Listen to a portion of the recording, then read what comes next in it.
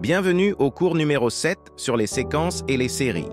Aujourd'hui, nous allons plonger dans le monde fascinant des séquences et des séries mathématiques et comprendre les concepts clés qui les sous-tendent.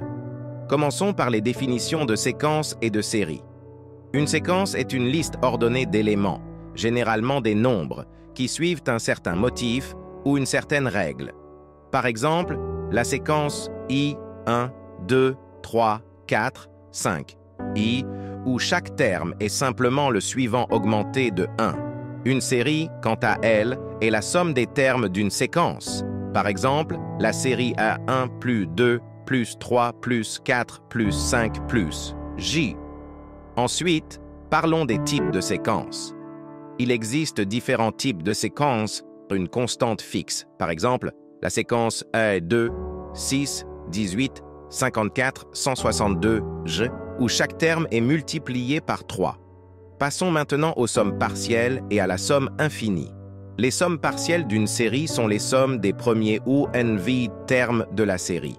Par exemple, la somme partielle des ONV premiers termes de la série arithmétique O1 plus 2 plus 3 plus 4 plus 5 plus 3. La somme infinie d'une série, ou simplement la somme de la série, est la limite des sommes partielles lorsque le nombre de termes tend vers l'infini. Enfin, examinons la convergence et la divergence des séries.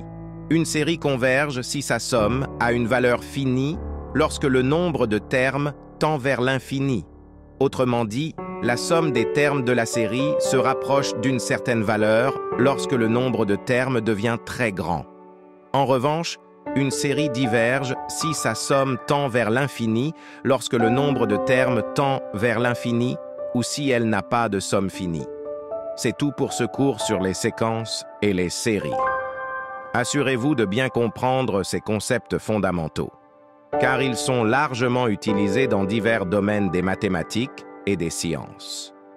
Si vous avez des questions, n'hésitez pas à les poser.